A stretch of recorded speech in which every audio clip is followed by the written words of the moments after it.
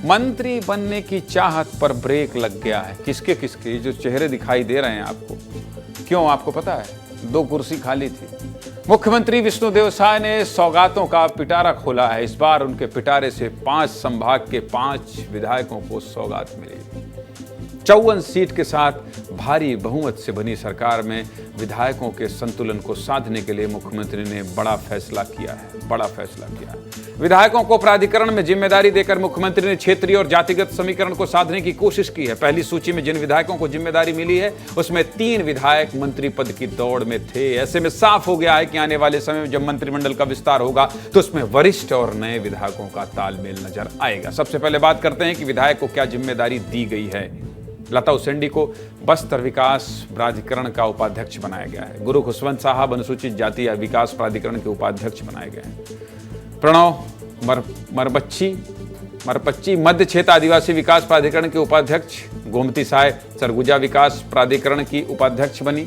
ललित चंद्राकर अन्य पिछड़ा वर्ग क्षेत्र विकास प्राधिकरण के उपाध्यक्ष बने हैं। ये सब मैं आपको जानकारी बता रहा हूं। मतलब सभी 5 संभागों से 1 विधायकों को विकास प्राधिकरण में जिम्मेदारी दी गई है। जिम्मेदारी मिलने के बाद क्या कह रहे हैं नेता? क्यों? क्योंकि सपना तो मंत्री बनने का सभी का होता है। क्या कह रहे हैं नेता, सुन लीजिए।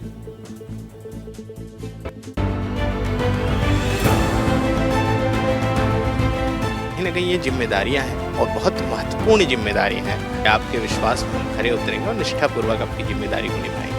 जिन्होंने इस कार्य को चुना है उसको आभार व्यक्त करते हैं। के लिए जो है जिम्मेदारी किसी के भी पास हो, क्षेत्र में जो है विकास की अपार संभावनाएं हैं और इस क्षेत्र के लोगों की आवश्यकताएं भी। ये जिम्मेदारी है और इस जिम्मेदारी को पूरा ईमानदारी के साथ और ऊंचाई तक जहां हमको लेके जाना है वहां तक लेके जाएंगे।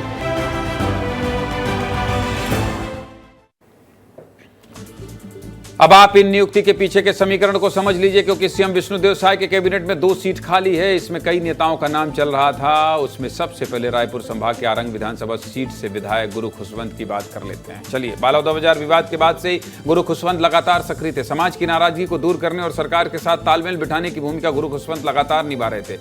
उस समय चर्चा थी कि मंत्री के रिक्त पद पर गुरु खुशवंत प्रबल दावेदार हैं। गुरु खुशवंत का दावर मंत्री शिव डहरिया को हराकर विधायक बने, लेकिन अब कैबिनेट की बची 2 सीट से पत्ता कट गया है। चलिए आगे बढ़ते हैं। बस्तर संभाग के कोंडा गांव से विधायक लता उसेंडी को भी प्राधिकरण में जिम्मेदारी दी गई। लता उसेंडी रमन सरकार में कैबिनेट मंत्री रही हैं। बीजेपी के राष्ट्रीय उपाध्यक्ष भी हैं। आदिवासी मुख्यमंत्री की जब बात सामने आई थी उस समय लता को मुख्यमंत्री के दावेदार के रूप में भी देखा जा रहा था। ऐसे में यह चर्चा थी कि मंत्रिमंडल विस्तार से दूसरे मंत्री के रूप में लता को शामिल किया जा सकता है। इनका भी पत्ता कट गया है।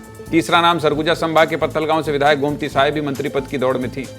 संसद के बाद जब उन्हें विधानसभा चुनाव लड़ाया गया तो यह चर्चा थी कि गोमती को कोई बड़ी जिम्मेदारी दी जाएगी। हालांकि प्राधिकरण में उपाध्यक्ष बनने के बाद उन्हें उनके मंत्री बनने की संभावना लगभग खत्म हो गई है। लेकिन राजनीति है, कुछ भी हो सकता है। प्राधिकरण की सूची में सबसे चौंकाने वाला नाम बिलासपुर संभाग के मरवाही से विधायक प्रणव मरमच्ची का है। उनको मध्य क्षेत्र आदिवासी विकास प्राधिकरण का उपाध्यक्ष बनाया गया है। प्रणव ने राज्य गठन के बाद पहली बार मरवाही सीट पर भाजपा को जीत दिलाई है। राज बनने के बाद से लगातार यहां जोगी परिवार का कब्जा था। अगला नाम क्या है? दुर्ग ग्रामीण के विधायक ललित चंद्राकर को पिछड़ा वर्ग विकास प्राधिकरण का उपाध्यक्ष बनाया गया है।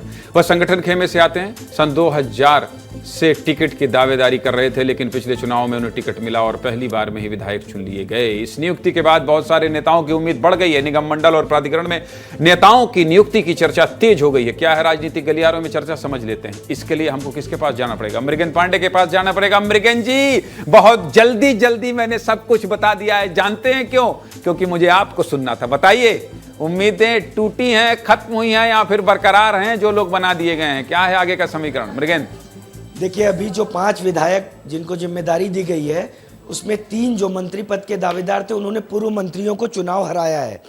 और जो नए समीकरण बन रहे हैं उसमें साफ साफ है कि जो वरिष्ठ विधायक हैं जिनकी उम्मीदें लगातार टूट रही थी उनकी उम्मीदें अचानक जगी हैं। जैसे रायपुर उम्मीदें जग गई हैं। सुनिए मृगेंद्र भाई, समय कम है, उम्मीदें जग गई हैं। बहुत शुक्रिया।